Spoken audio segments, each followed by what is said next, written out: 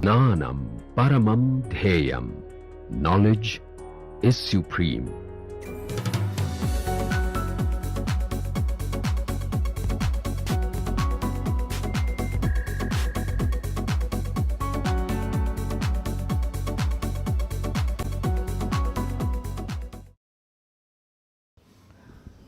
In the last lecture, we have been studying polynomials over a field, and in the last, I have stated a very important theorem which says that the field of complex numbers is algebraically closed.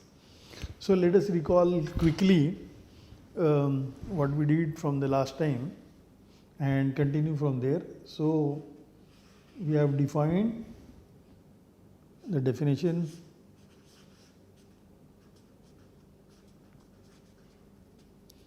a field K is called algebraically closed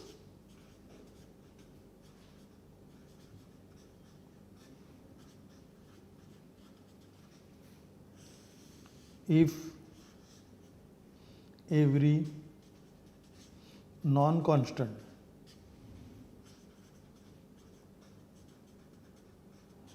polynomial f with coefficients in k has a 0 in k. Then we say the field is algebraically closed.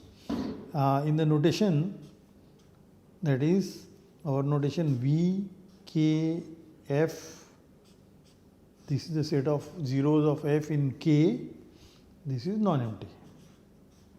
So that means there is at least one zero of F in K. Or this is equivalently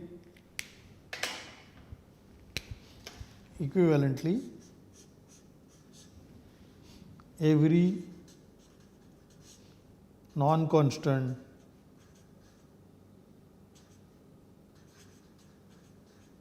polynomial f in K splits into linear factors.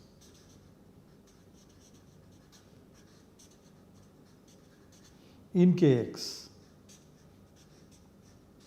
So again in the notation, that is f will look like some constant a, x minus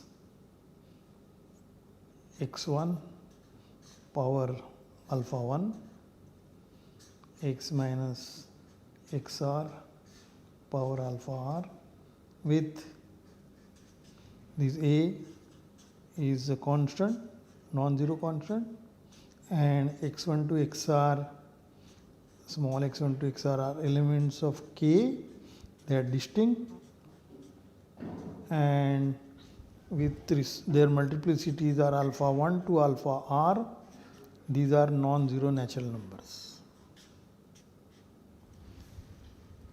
So in this case we actually know therefore what is V of f.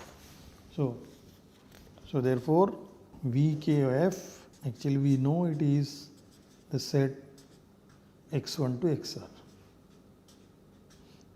When you write in the set notation, we don't write the multiplicities. So this x1 is occurring alpha 1 times in f, x2 is occurring alpha 2 times in f, and so on. xr is appearing alpha r times in the linear factor, the multiplicity of xr. Also this finding out the multiplicities is also a task, but that is not so difficult like a factorization. So that when time comes, I will indicate some methods to do so. Another way of thinking is equivalently every prime polynomial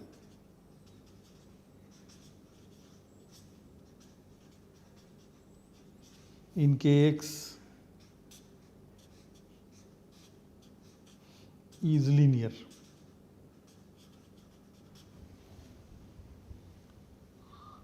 That's all these conditions are equivalent is very easy to see, and after this we should see some examples of algebraically closed fields as well as algebraically non-closed fields. So therefore it is very important after every definition to give examples of that kind and of not of that kind. So some examples.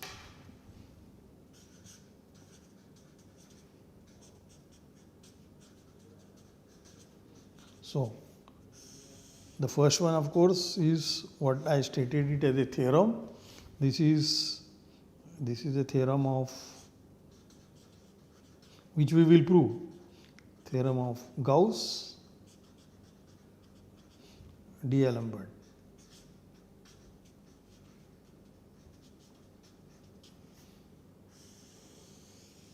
Gauss was German and D'Alembert was French. And the theorem says that the field of complex numbers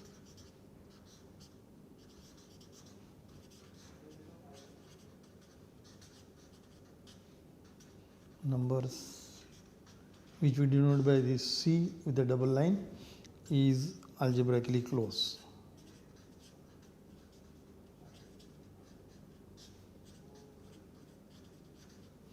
I will just mention here proof later. Little bit history about the theorem. So we have a field which is algebraically closed, C. I want to give little history, not more, but it is very interesting. So first of all, formally stated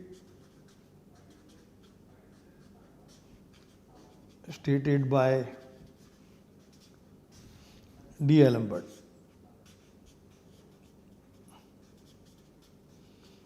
(1746).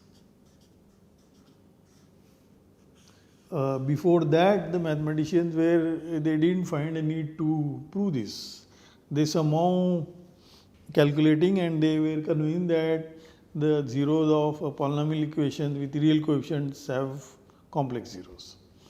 But how did D'Alembert formulate it? Because he formulated this because he wanted to solve differential equations. And to solve the differential equations, if you know that, especially for the partial fractions occur there, and to do that you need a denominator polynomial should split into linear factors. And then there are standard techniques to integrate partial fractions, and that is what he wanted to do. And in that connection, he stated this formally and also offered a proof with proof. And what was his proof? I will just state it. He had two steps in the proof. Number one, the first step in the proof was, as I said in the last lecture also, you think of polynomials as polynomial functions. So we want to prove that if f is a non-constant polynomial in Cx, f non-constant, then we want to prove that f has a complex zero. So think of f as a function from C to C, any z going to f of z. And we want to prove that it has f has a complex zero means, so to prove for some z f of z becomes 0. F of z is 0 for some z in complex number. But this is equivalent to proving 0 is in the image of this function f. Image of f is by definition take all z and take their images in C. This is f of C. So this is what we want to prove, 0 belong to the image. Then there will be some z which will go to 0. That means what we prove it. So for this he claims two things. Number one, he claims, so no, this is not one. Number one, he claims that F is a closed map. Here I will use little bit terminology what one learns in a very first course on analysis. So closed map means the C has a metric space, C has a metric on that, and we talk about open subsets, closed subsets, etc. with respect to that metric. So closed map means F maps closed set to the closed sets. F maps F of any closed set G is closed for every closed subset G of C. That means F is a closed map. And the second claim he makes that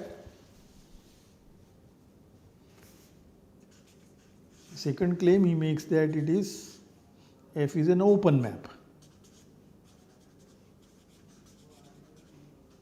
That means F maps closed sets to the closed sets. And because of our assumption F is a non-constant polynomial, since F is non-constant,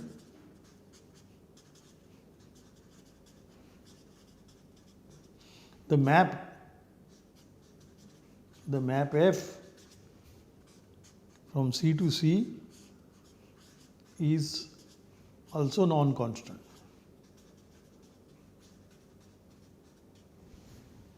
So we have a map from C to C which is open map and which is also closed map.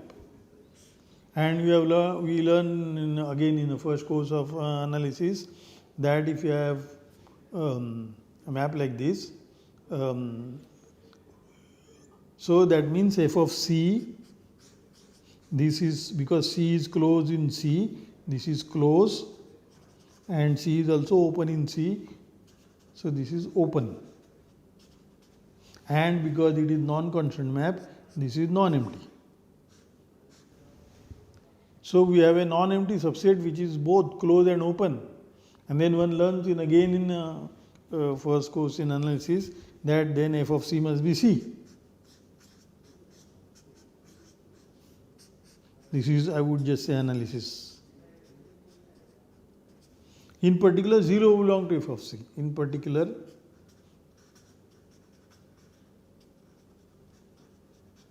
zero belong to F of C, which is what we wanted to prove.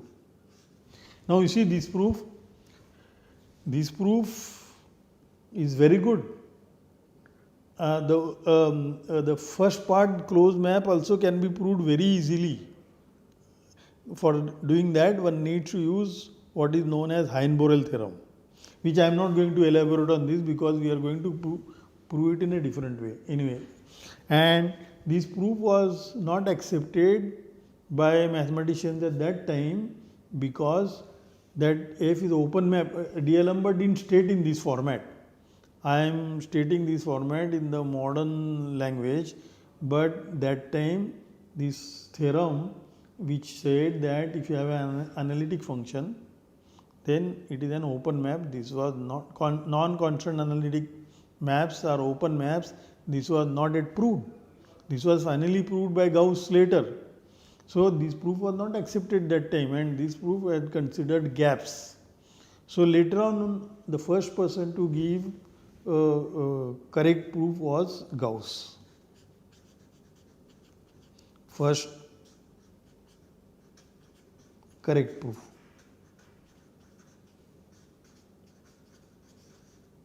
That was, I think, 1801. And there that happened because only after he proved open mapping theorem, maximum modulus theorem, and all those things, Liouville's theorem, and only then it became more and more clearer. Till then, this was not very clear. Also, a little word about this. Any proof will involve some analysis. that is unavoidable, but one can try to minimize the use of analysis. So this is what I will do it in when I give a formal proof of this theorem. That is because if you see, definition of complex numbers is complex numbers are constructed from real numbers. Real numbers are constructed from the rational numbers, and this here, this gap is big here. This construction of real numbers from rational numbers is only by limit, which is a concept in analysis. Here it is not too bad. Here it is an algebra construction. Before that also an algebra construction. But definition itself of C or R involves some kind of analysis. So that one cannot avoid to give any proof of fundamental theorem of algebra. And I will give a proof which is due to Lagrange after maybe 2 lectures. But before that, now I want to still discuss examples of, continue discussing examples of algebraically closed or non-algebraically closed. So far we have one example of algebraically closed field. The fields Q and R are not algebraically closed. Not. Simply because you look at the polynomial x square plus 1. This is a polynomial with rational coefficients, and therefore we can think also polynomials in real coefficients, and there is no 0. Q of this polynomial is empty set. Also real zeros of this polynomial, there is nobody, therefore it is an empty set. Therefore this polynomial is non-constant, in fact degree 2, and has no real or rational zero. So these fields are not algebraically closed. So another set of examples, Z mod P, where P is a prime number, or for that matter any finite field F. I have not shown you that such fields exist, but we will also show in a due course later that how to construct more finite fields by using Z mod P. Z mod P is very easy to construct just from the congruence model of P. So these fields are not algebraically closed. So simply because now I have to produce you a polynomial which is a prime polynomial and which is not linear. If I do that, then it will not be algebraically closed field. But this also I will postpone it a little bit, because anyway I am going to discuss some properties of the polynomials, and from there it will become more and more clearer that these fields are not algebraically closed. We only have mentioned last time that the number of prime polynomials with coefficients in Z mod P are infinitely many. But we didn't say anything about the degree. Actually that also shows that, because if you have note that we have proved earlier, there are infinitely many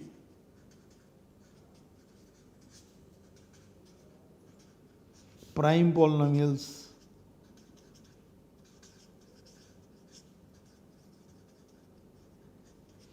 in Z mod Px. We have noted this, infinitely many. That is the same proof as Euclid's theorem on the infiniteness of the prime numbers. But then how many linear polynomials are there? There are only finitely many linear polynomials, because linear polynomials looks like ax plus b and prime, therefore I could have even said monic. So the linear polynomials are these. So there are how many linear polynomials are there? As many as the coefficients b. But b can vary only in a finite field. So therefore there are finitely many. So there must be a prime polynomial which is of degree more than 1, and therefore finite fields are not algebraically closed. So now in former days, like Galois and even his predecessors, they were more concerned about the rational polynomials, and they were not concerned about over finite fields. Finite fields, in fact, were not clear that time. So I want to draw some consequences of fundamental theorem of algebra, that is C is algebraically closed. From this I want to draw some consequences about rational polynomials and real polynomials. So the first I want to write that as a corollary.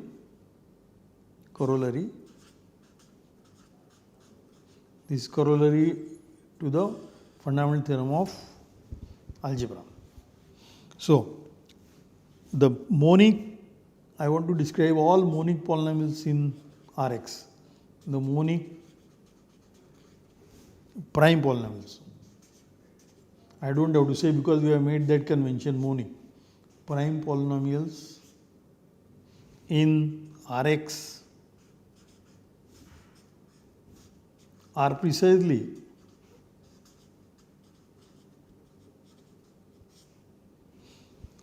they are linear ones, so they are like this, x minus c, as c varies in R.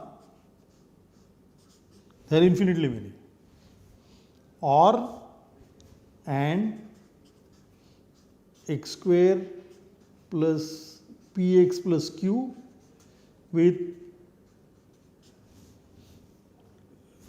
p, q real numbers and p squared minus 4q is negative. Note that in the school days you might have realized that this number becomes very important, that is called the discriminant of this polynomial. So I will just say discriminant of x square plus px plus q.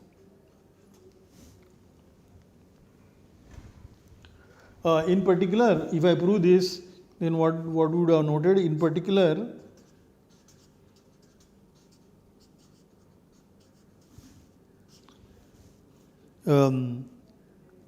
the prime factorization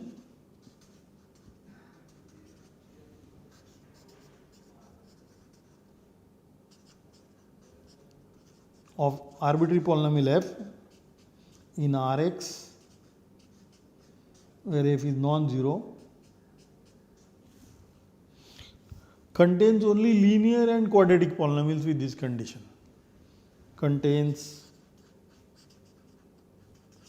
only linear and quadratic factors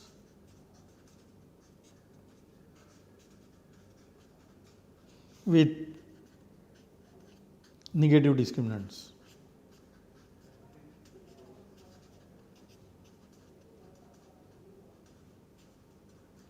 So that is already good information about real polynomials.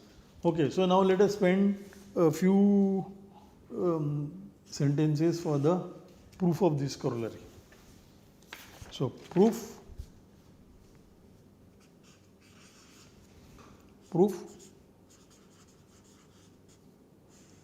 So we have given a non-zero real polynomial and we want to factorize, we want to find a prime factorization.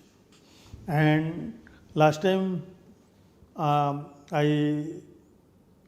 arbitrary field we have noted that if I have a non-zero polynomial, then you take out the real zeros and they will correspond to the linear polynomials, and the remaining part is the prime polynomials of higher degree. And there I want to show now that higher degree parts are irreducible. So that means I only have to show that if f is a polynomial, non-zero polynomial of degree bigger equal to 3, then f is reducible. So it can't be prime then. So till the degree drops down to less equal to 2, and then we will worry about the discriminant condition. So I have to show this. If you have polynomial of degree bigger equal to 3, then it is reducible. That means it factorizes into Rx.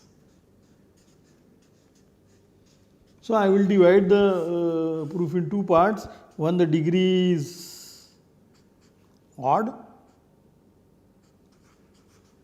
and the degree is even. odd degree polynomial,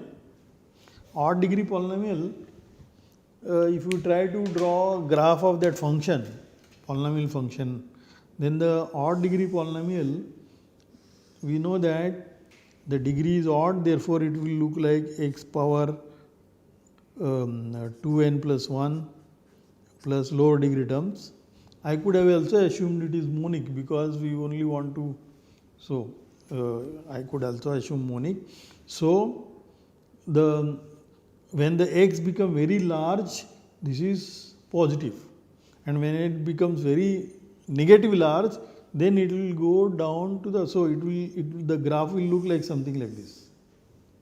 So that means on the large side, large positive side, the value of this polynomial is positive, and large negative side value is negative, because the sign of the value is determined by the top degree term, and when x is negative, this is odd, therefore it is negative, this is positive. So that means, and f is a continuous function, polynomial functions are continuous, therefore it has to cross the real axis somewhere, and at least once. Therefore, wherever it crosses, those are the real zeros, but it is at least one. So that shows that in fact odd degree polynomial has a linear factor. So f has linear factor. In particular, it is not irreducible. In particular, that is reducible. Now the even degree term, if it is even degree, then note that because it has a real coefficients of f are real. So if, and we know by fundamental theorem by FTA, fundamental theorem of algebra, this polynomial f is in Rx, therefore it is contained in Cx, and therefore by fundamental theorem of algebra there exists z in complex numbers such that f of z is 0. But if f of z is 0, then f of z bar is also 0. But then what is f of z bar? That is, because f has a real coefficients, this is nothing but f of z bar. Because when you take the bar of the polynomial, that will go down to the bars of the coefficients and bars of the powers of z.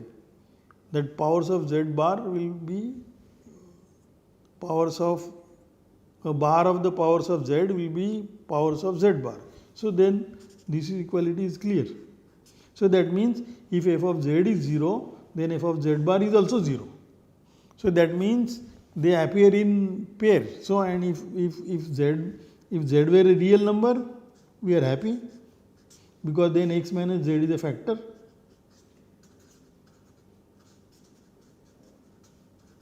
And we know we get what we want. If z is not real, then z bar is also not real. And therefore these two linear factors of z, x minus z and x minus z bar, they are linear factors in Cx, and they are different because z and z bar are different. So therefore the product will also divide f. So then x minus z times x minus z bar, this divides f in Cx. But actually this is a real polynomial. You just have to write down the formula for that. So note that x minus z and x minus z bar, when you expand it, it is x square minus z plus z bar x plus z bar, but this is same as, this is the real part. So this is same as x square minus real part of z, and this is mod z square. So this actually has a real coefficients. So therefore this is a factor of is a factor of f in Rx. So that means f is not that is f is therefore reducible. There is slightly one error which I would like to correct it. So for example, when I said look at the product x minus z times x minus z bar, this product is, this line is okay, here it is 2 times real part, and 2 times real part is also real number, and this is also real number, both these are real numbers. So therefore this is a factor of f in Rx. So that means the polynomial f is reducible, and that is what we wanted to conclude in the last part. So that proves that our claim that if you have a degree more than 3, then the real polynomial cannot be prime polynomial. Okay, we will continue after. So what we are doing is, we are assuming that the assertion that the field of complex numbers is algebraically closed, and we want to draw some consequences about the polynomials and their zeros of in a field of rational or real numbers. I will continue this after the break also. Thank you.